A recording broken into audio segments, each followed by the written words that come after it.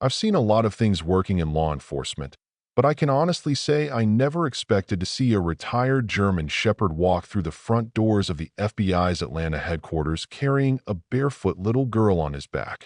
Unconscious, blood streaking down her legs, her hair matted, like something out of a nightmare or maybe some wild miracle you only read about in the papers.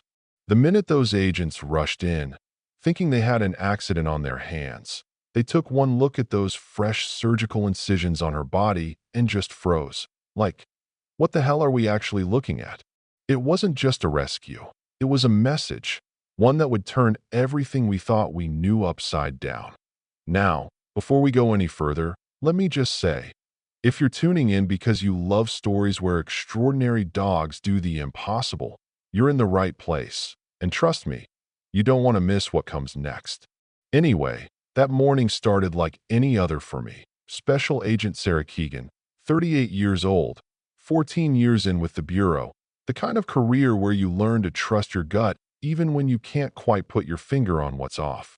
All week, I'd had this uneasy feeling crawling up my spine, something to do with the pattern of missing kids showing up on my desk. 3 children, 6 weeks, different states, always last seen with trusted adults who, when questioned, acted all innocent, like maybe the kids had just wandered off. But these weren't runaways. No belongings packed, no notes left, no history of trouble at home.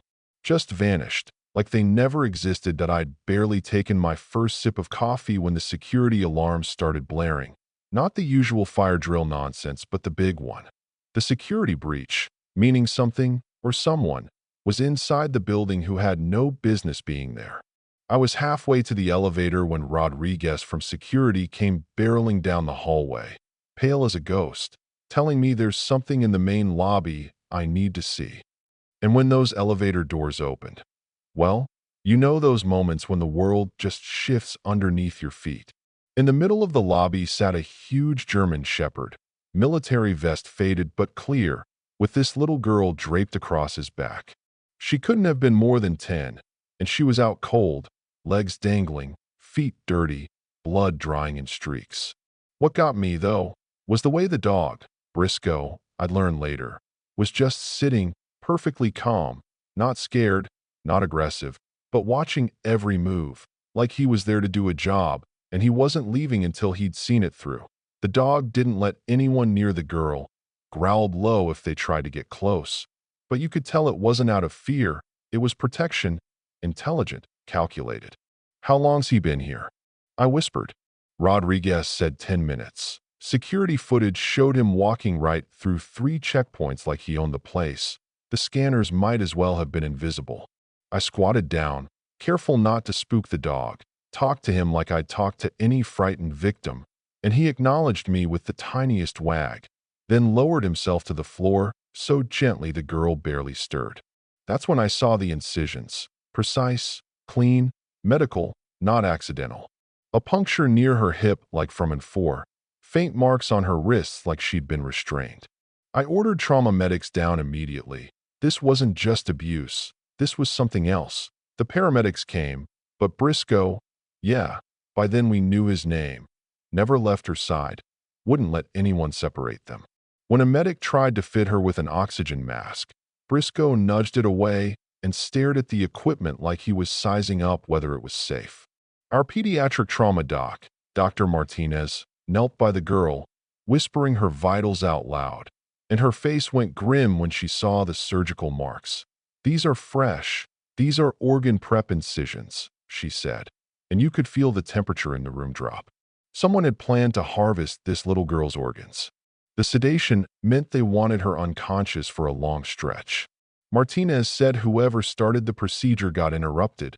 Either she escaped or someone got her out. I looked at Briscoe, and for a split second, I just knew.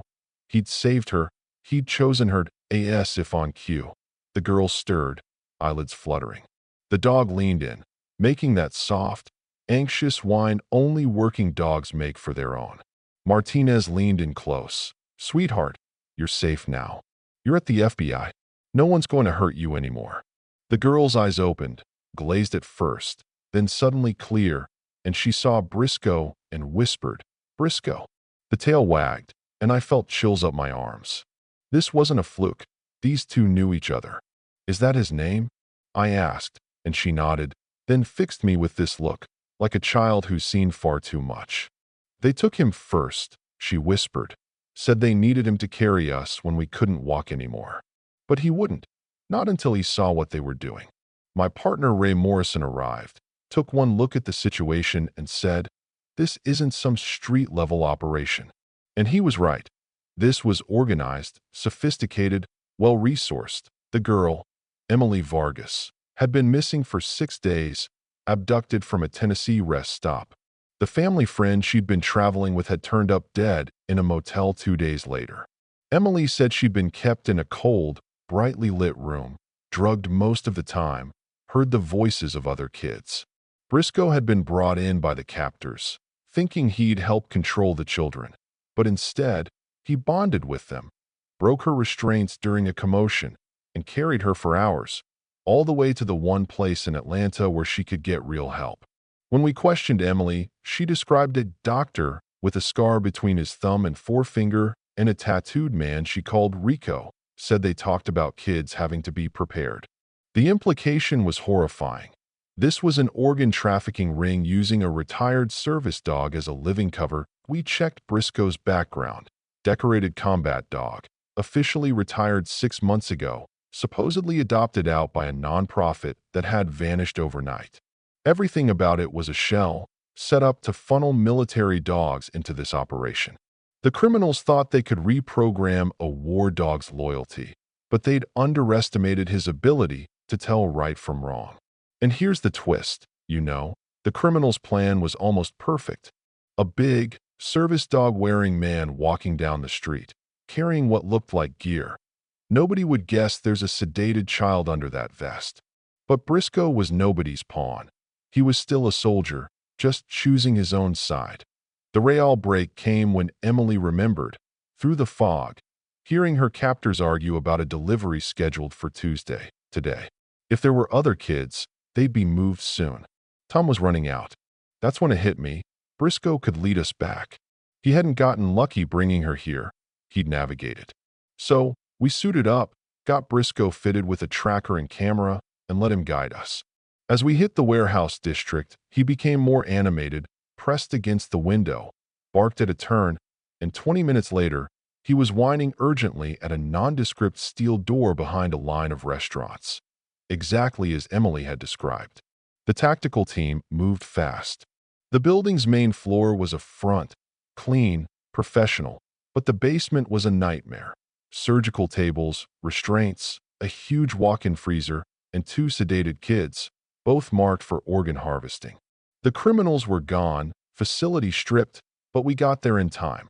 Afterwards, the investigation exploded across 5 states, criminal medical pros, buyers, front organizations. But honestly, what mattered most was simple. Emily healed. The 2 kids we rescued were reunited with their families, and Briscoe found a new mission at the Bureau, training with teams who rescue children. Emily visits him every month, her therapy, she calls it, and watching them together, you realize some bonds go deeper than trauma. He saved my life, Emily says, but I think maybe I saved his too. And she's right. Sometimes it's not about following orders. It's about doing what you know is right. Months later, as the takedown led to arrests across the country, I got a package, no return address, just a drawing of Briscoe and a girl in front of the FBI. A little note at the bottom. Thank you for believing us. I framed it. Because at the end of the day, heroism isn't always about big speeches or medals. Sometimes it's a wounded dog choosing not to obey evil, but to save a life instead. So, let me ask you, have you ever seen an animal make a choice that surprised you, that cut against everything they've been trained to do? What would you have done if you'd been in my shoes, staring down at that dog and the little girl he refused to abandon? Sometimes the hardest thing is to trust your gut and break from protocol for the sake of what's right. If Briscoe and Emily's story moved you, share it with someone who needs to be reminded of what real loyalty looks like. And tell me in the comments, where do you draw the line between following orders and following your heart?